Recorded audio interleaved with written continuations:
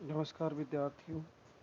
आज हम आपसे बात करेंगे भारतीय शासन व्यवस्था के संदर्भ में कि इसे हम भारतीय राज व्यवस्था भी कहते हैं, इंडियन पॉलिटी या इंडियन गवर्नेंस सिस्टम भी बोलते हैं। तो भारत की जो शासन व्यवस्था है वो किस टाइप की शासन व्यवस्था है, इसके संदर्भ में हम आपसे चर्चा करेंगे।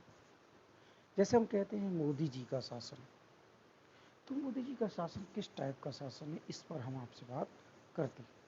तो देखिए, भारतीय शासन व्यवस्था ये 3 शब्द हैं।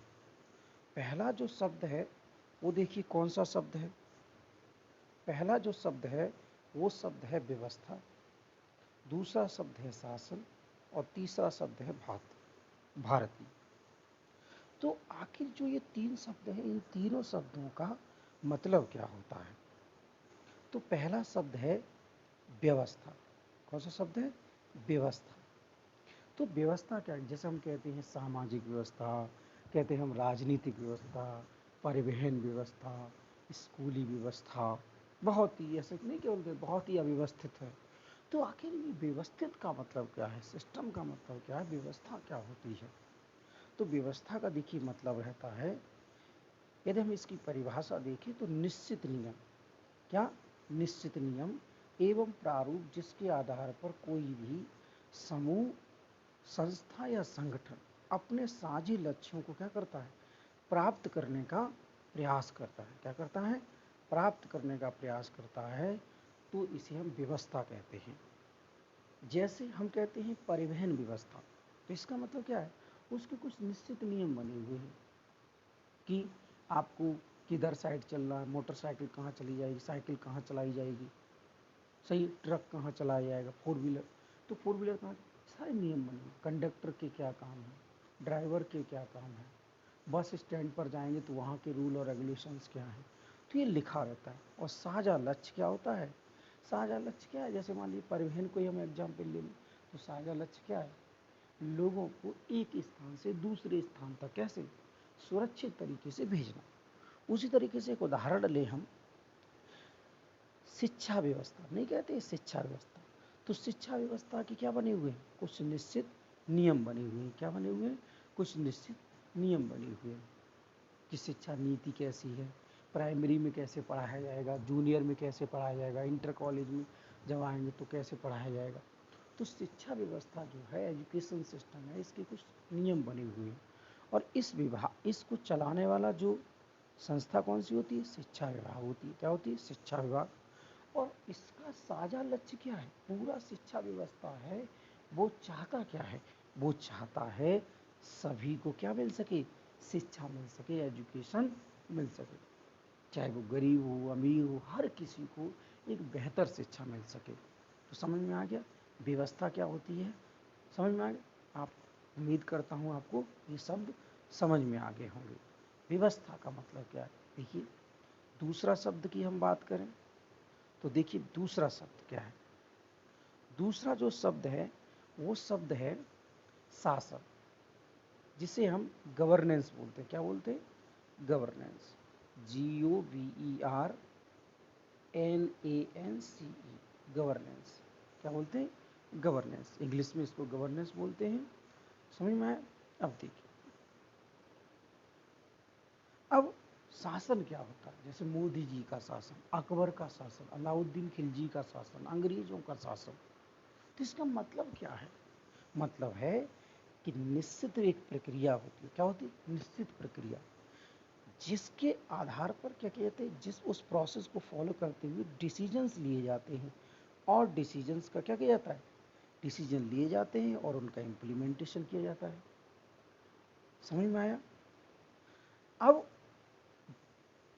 जैसे परिवार का शासन, परिवार में शासन कौन चलाता है? Mummy papa. मम्मी चलाती है, पापा चलाती है। तो मम्मी भी क्या कर रही है? निर्णय ले रही है, निर्णयों का क्रियान्वयन। या पापा का शासन है तो वो भी क्या कर रहे हैं? डिसीजन ले रहे हैं।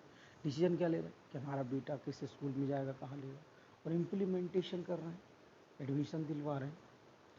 उसी तरीके से चूंकि हमें परिवार का शासन तो नहीं पढ़ना, हमें किसका शासन पढ़ना है? हमें पढ़ना है सरकार का शासन। तो सरकार के संदर्भ में, सही है, सरकारी संदर्भ में शासन का मतलब रहता है कि सरकार का क्या है? निर्णय लेना, सरकार के द्वारा निर्णय लिए जाना और निर्णयों का क्रियान्वयन, अर्थात जो निश्चित प्रक्रिया को फॉलो करने वाली जो संस्था है, उस संस्था को हम सरकार बोलते हैं। क्या कहते हैं? जैसे मोदी जी की सरकार, तो मोदी जी की सरकार का क्या मतलब है? मोदी जी की सरकार का क्या मतलब है कि वो क्या कर रही है? निर्णय ले रही है और निर्णयों का क्रियान्वयन कर रही है। आप लोग केवल डायग्राम बनाते रहें, पीडीएफ आपको भेज दी जाएगी। सही। अब देखिए, इससे समझ में आया कि उधर ऊपर शासन और नीचे सरकार, बीच में कौन? निर्णय। तो अर्थात डिसीजन सबसे बड़ी चीज है, निर्णय जो है वो केंद्र बिंदु में है। समझ में आया? अब ये जो निर्णय है, जब ये निर्णय एक व्यक्ति निर्णय लेता है, कौन? जब एक व्यक्ति निर्णय लेता है तो उसे हम राजतंत्र कहते हैं। क्या कहते हैं? राजतंत्र कहते हैं। इसे हम मोनार्की कहते हैं। मोनार्की, समझ क्या? मोनार्की बोलते हैं। समझ में आए? मोनार्की, राजतंत्र। तो राजतंत्र जैसे अकबर का शासन, अलाउद्दीन खिलजी का शासन, समझ में आए? उसी तरीके से जब कुछ व्यक्ति निर्णय लेते हैं, क्या लेते हैं? कुछ व्यक्तियों ने क्या किया? एक परिषद बना ली। क्या बना ली? एक काउंसिल बना ली, और फिर क्या कर रहे हैं? डिसीजन ले रहे हैं। सही है। तो उसको हम अल्पतंत्र बोलते हैं। क्या बोलते हैं? अल्पतंत्र बोलते हैं। ओलिगैर्सी बोलते हैं। क्या बोलते हैं? ओलिगैर्सी। समझ में आया? ओलिगैर्सी बोलते हैं, अल्पतंत्र। जैसे अंग्रेजों का शासन, किसका शासन? अंग्रेजों का शासन। तो अंग्रेजों की क्या होती थी? एक परिषद होती थी, और पूरे भारत के लिए क्या करती थी? डिसीजन लेती थी। सही है। जब ये निर्णय सभी व्यक्ति लेते हैं, अर्थात जब जनता निर्णय लेती है, तो उसे हम लोकतंत्र कहते हैं। क्या कहते हैं? जनता का शासन। यहाँ क्या शब्द होता है?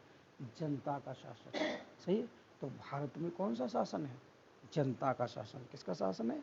जनता का। तो इसी वजह से भारत की जो शासन व्यवस्था को हम क्या कहते हैं?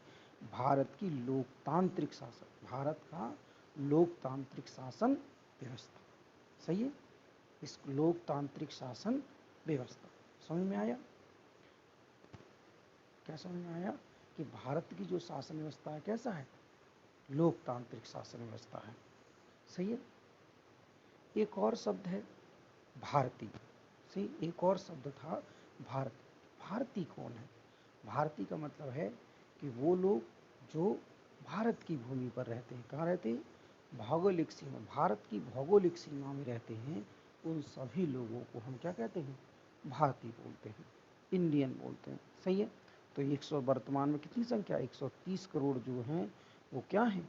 सभी कौन है? भारतीय हैं। तो हमें किसका शासन पढ़ना है? पाकिस्तान का शासन नहीं पढ़ना, हमें किसका पढ़ना है? भारत की शासन व्यवस्था। तो भारत की शासन व्यवस्था कैसी शासन व्यवस्था है? लोकतांत्रिक शासन व्यवस्था। कैसी शासन व्यवस्था है? लोकतांत्रिक शासन व्यवस्था है। अगला देखिए, अब लोकतांत्रिक शासन व्यवस्था अर्थात जो लोकतंत्र का एक अर्थ होता है, जिसका अर्थ अब्राहम लिंकन ने दिया था। किसने दिया था? Abraham Lincoln. ये अमेरिका के राष्ट्रपति थे। कहाँ के राष्ट्रपति थे? अमेरिका के प्रेसिडेंट थे। सही है। तो इन्होंने कहा कि लोकतंत्र का अर्थ होता है जनता का शासन। किसका शासन? जनता का शासन। अर्थात जो निर्णय लेने वाली जो सर्वोच्च संस्था है, सर्वोच्च लोग हैं, वो कौन है? जनता है। अर्थात इसको हम एक शब्द में बोलते हैं संप्रभुता। क्या बोलते हैं? संप्रभुता। अर्थात भारत की जो जनता है वही सर्वोपरि है, उससे ऊपर कोई भी नहीं है। समझ में आया? दूसरा, हम व्यापक स्तर पर इस पर चर्चा करेंगे, लेकिन अभी केवल आप इतना समझ। फिर दूसरा शब्द है जनता के लिए शासन। दूसरा उन्होंने कहा कि जनता का शासन, जनता के लिए शासन। जनता के लिए शासन का मतलब है कि जो जनता है उसकी आकांक्षाएं, अर्थात जो भी काम किया जाए किसके अनुसार किया जाए? किसके लिए किया जाए? जनता के लिए किया जाए। तो जनता की आकांक्षाओं के अनुसार शासन। और जनता की आकांक्षा क्या है? जनता की आकांक्षा है कि उसको सुरक्षा मिले। क्या मिले? सुरक्षा मिले। उसका क्या हो?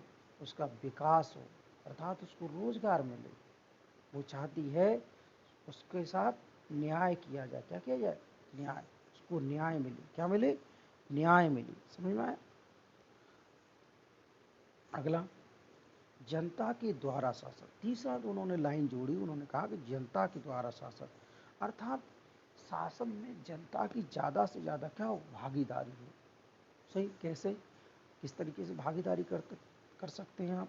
राजनीति के माध्यम से कर सकते हैं, आप मीडिया के माध्यम से कर सकते हैं, जैसे भी आप। सही है। तो ये तो तीनों शब्द हमें समझ में आए, जनता का शासन, जनता के लिए शासन, जनता के द्वारा शासन। तो आज हमने अर्थ जाना कि लोकतंत्र का अर्थ क्या होता है, ये हमने जानी। दूसरी चीज़ हमने जाना कि भारत की जो शासन व्यवस्था है वो कैसी शासन व्यवस्था है।